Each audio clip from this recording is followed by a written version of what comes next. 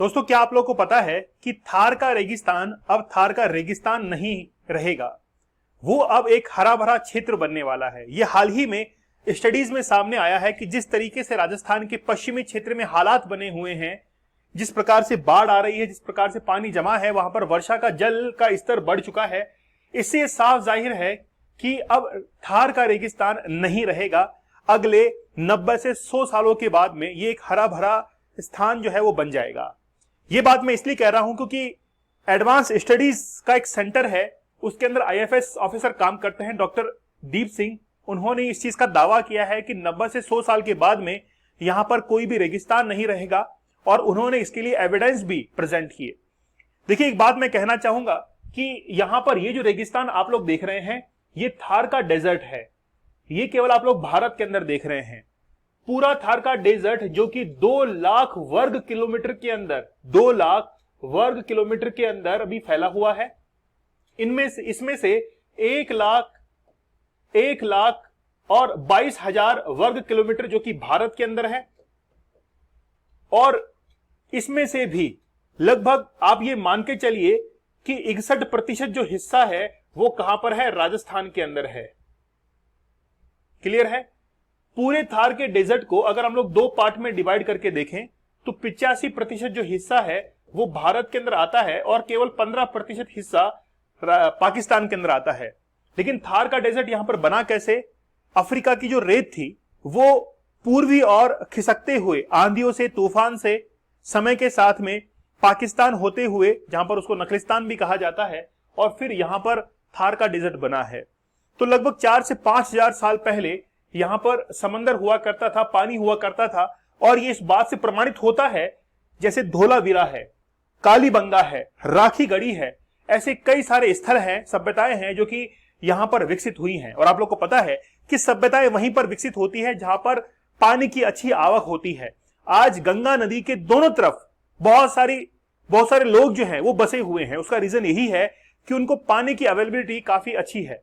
लेकिन इसके प्रमाण क्या है कि आगे आने वाले समय के अंदर यहां पर रेगिस्तान नहीं होने वाला है। आपको इस चैनल के ऊपर अगर जानकारी पसंद आती है तो आप लोग चैनल को जरूर सब्सक्राइब कीजिए। इस चैनल को आप लोगों के सपोर्ट की जरूरत है। आप लोगों को पता है कि ये चैनल केवल कंटेंट के ऊपर काम करता है। मैं आप लोगों से वादा करता हूं कि आप किसी दूसरे यूट्यूब चैनल को सर्च कीजिएगा, अगर वहां पर ऐसा कोई वन मैन आर्मी चैनल है जो कि आपको करंट अफेयर के साथ साथ में आपको स्टडीज के भी कंटेंट को प्रोवाइड करता है, तो मुझे आप लोग कमेंट सेक्शन में जरूर बताइएगा। जिस तरीके से यहां पर करंट अफेयर के कंटेंट में आप लोगों को बताता हूं और आपको स्टडीज के बारे में भी मैं आप लोगों को रूबरू कराता हूं, ठीक है। लेकिन आप लोगों की कुछ जिम्मेदारी है। चलिए बात करते हैं। ये जो आप लोग क्षेत्र देख रहे हैं, ये बाड़मेर का क्षेत्र है। अभी आप लोग को पता है कि बिपरजॉय एक तूफान आया था। बिपरजॉय तूफान आने के कारण गुजरात और राजस्थान के अंदर पहले की तुलना में 35% बारिश के अंदर इजाफा हुआ। और ये हालात बाड़मेर के हैं, जहां पर आप देख सकते हैं कि कितना पानी भरा हुआ है।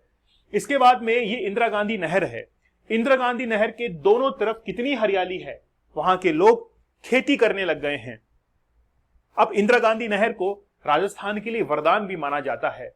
मुझे कमेंट सेक्शन में बताइएगा कि आखिरकार इंदिरा गांधी नहर को किस नदी से अलग करके राजस्थान के अंदर पानी भेजा गया है।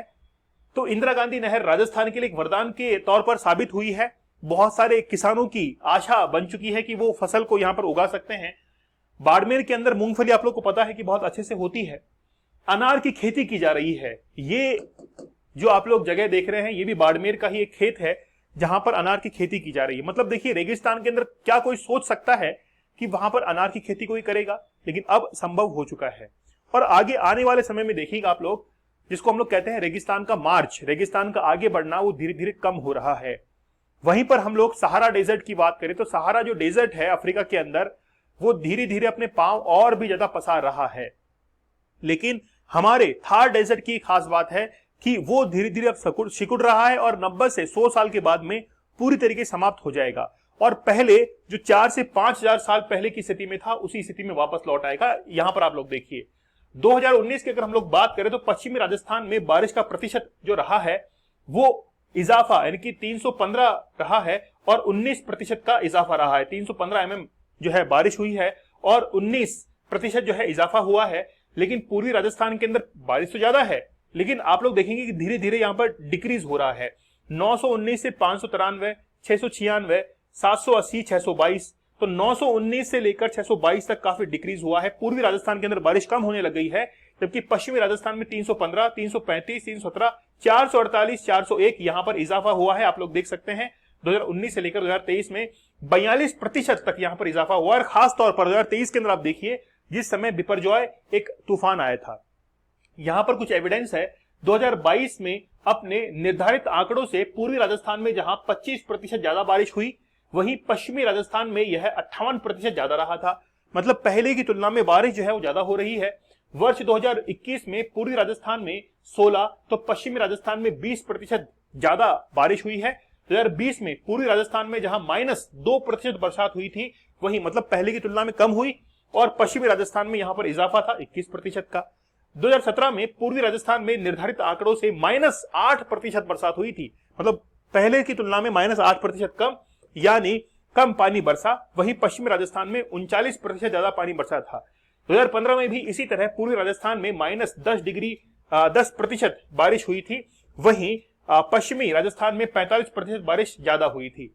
तो पूर्वी राजस्थान में धीरे धीरे बारिश के हालात कम होते जा रहे हैं, और पश्चिमी राजस्थान में खेत खलियान जो है वो अब ज्यादा बढ़ रहे हैं।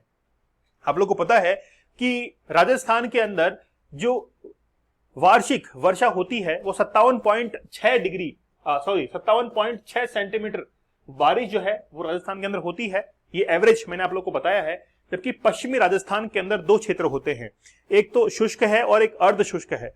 तो शुष्क और अर्ध शुष्क को जो डिवाइड करती है लाइन, वो कौन सी है? वो है 25 सेंटीमीटर की रेखा। तो 25 सेंटीमीटर की रेखा जो है वो दोनों को अलग करती है, और खास तौर पर ये 25 सेंटीमीटर के इस तरफ है, यहां पर बारिश होने के ज्यादा चांसेस अब बन चुके हैं। तो पहले की तुलना में काफी कुछ जो है वो हालात के अंदर सुधार हुए हैं। क्या आप लोग को लगता है कि वाकई में थार का डेजर्ट अब हरियाली के अंदर कन्वर्ट हो जाएगा? देखिए, थार के डेजर्ट के लाभ भी हैं। जब भी मानसून आता है अरब सागर से, तो थार का डेजर्ट है वो, उसका टेम्परेचर इतना हाई रहता है जिससे कि लो प्रेशर यहां पर क्रिएट होता है, और अरब सागर से आने वाली जो मानसून हवाएं हैं उसको अपनी तरफ खींचता है। तो बारिश, भारत में बारिश होने के लिए उत्तरदायी थार का डेजर्ट अपने आप में कहलाता है। इसलिए हमको गर्व होना चाहिए। और पूरे विश्व के अंदर सबसे ज्यादा डाइवर्सिफाइड बायोडाइवर्सिटी जहां पर है, जहां पर जैव विविधता है, वो कौन सा है? थार का डेजर्ट ही है।